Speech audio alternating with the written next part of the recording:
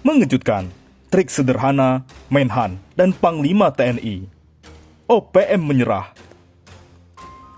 Juru bicara Tentara Pembebasan Nasional Papua Barat atau TPNBB, Organisasi Papua Merdeka (OPM), Sebi Sambon mengatakan, tidak bisa berkomunikasi dengan pasukannya di lapangan lantaran tidak ada saluran komunikasi.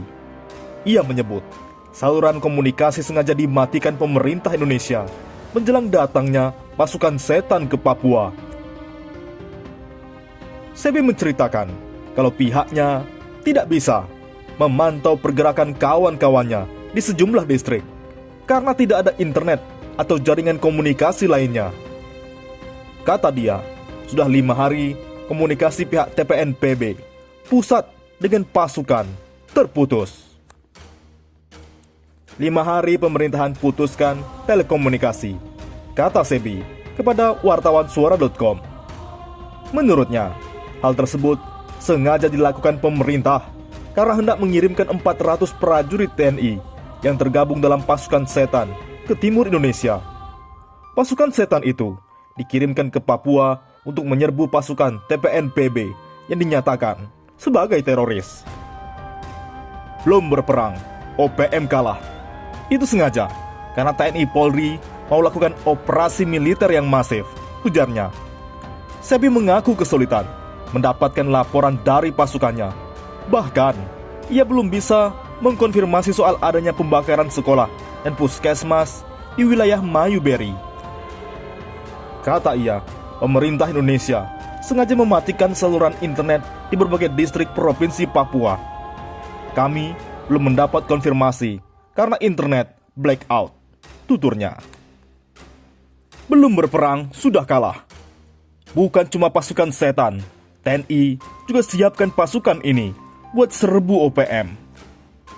Memanasnya situasi di Papua akibat ulas kelompok teroris bersenjata Organisasi Papua Merdeka atau OPM telah membuat resah seluruh masyarakat Papua.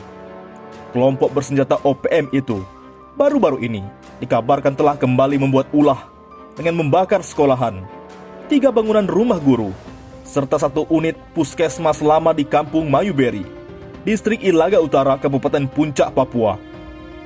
Ulah biadab kelompok OPM itu tentu saja menunjukkan bahwa kelompok bersenjata OPM benar-benar menantang kekuatan TNI dan Polri yang bertugas menjaga keamanan di wilayah Papua. Tentara Nasional Indonesia (TNI) tidak akan pernah diam menyikapi situasi keamanan di Papua. TNI akan mengirim sejumlah pasukan untuk mengendalikan situasi di Papua dan memburu kelompok teroris bersenjata OPM yang kerap membuat resah masyarakat Papua.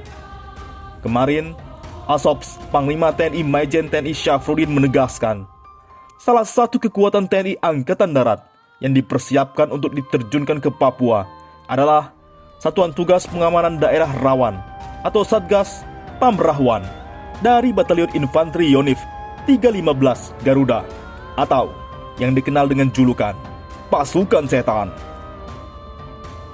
Asops Panglima TNI mengatakan dalam waktu dekat ratusan prajurit Satgas Pamrahwan Yonif 315 Garuda akan diberangkatkan. Pasukan tempur penumpas pemberontak DI TII yang berada di bawah komando Kodam 3 Siliwangi itu akan bertugas selama 9 bulan ke depan mengendalikan situasi keamanan di Papua. Selain pasukan setan, ternyata Komando Cadangan Strategi Angkatan Darat atau Kostrat TNI Angkatan Darat juga telah mempersiapkan kekuatan lain yang akan diterjunkan ke Papua, yaitu Satuan Tugas Penjaga Perbatasan Penyangga Mobile atau Satgas Pamtas Mobile. Dari Satuan Batalion Mekanis Rider 412 Baharata Eka Sakti, pasukan elit Kostrat TNI Angkatan Darat yang mendapat julukan pasukan kalajengking itu kini telah dipersiapkan untuk membackup situasi keamanan di Papua. Hari ini, Kepala Staf Kostrat, Kas Kostrat TNI Angkatan Darat, Maijen TNI Ainur Rahman yang didampingi Panglima Divisi Infanteri, Pangdivif 2 Kostrat, Maijen TNI Andi Muhammad mengunjungi markas Yonif Mekanis Rider 412 BES 62 Kostrad di Purworejo, Jawa Tengah. Kedatangan Jenderal TNI Bintang 2 ke markas Komando Pasukan Kalajengking itu dilakukan dalam rangka melakukan pemeriksaan kesiapan personel yang akan bertugas sebagai Satgas Pamtas Mobile di sektor Baliem, Papua. Dalam kesempatan itu, Kas Kostrad menerima paparan dari dan Yonif Mekanis Rider 412 BES 62 Kostrad Letkol Infanteri Renaldi terkait rencana dan kesiapan 450 prajurit yang akan melaksanakan tugas pengamanan serta penyampaian tentang keadaan daerah operasi, serta rencana pelaksanaan tugas dan penyiapan tugas pasukan. Kas Kostrad Majen TNI Ainur Rahman pun mengaku sangat bangga dengan persiapan yang telah dilakukan oleh Dan Yonif Mekanis Rider 412 BS serta seluruh personel pasukan Kalajengking. Inilah kebanggaan kita sebagai prajurit sejati. Karenanya, pemeriksaan pasukan ini bertujuan untuk mengetahui sampai sejauh mana kemampuan dan kesiapan kesatuan Yonif Mekanis Rider 412 BES 62 Kostrad, baik dari personel maupun material, serta kelengkapan pendukung satuan lainnya yang berhubungan dengan pelaksanaan tugas operasi. Kata Kas Kostrad Majen TNI Ainur Rahman dalam keterangannya Selasa 4 Mei 2021. Sementara itu, Pangdiviv 2 Kostrad yang turut hadir dalam pemeriksaan pasukan menegaskan bahwa tugas operasi pengamanan perbatasan merupakan momentum dan kepercayaan negara yang diberikan kepada prajurit dalam rangka menjaga keutuhan wilayah negara kesatuan Republik Indonesia. Sehingga prajurit harus melaksanakan tugas dengan niat yang tulus dan ikhlas.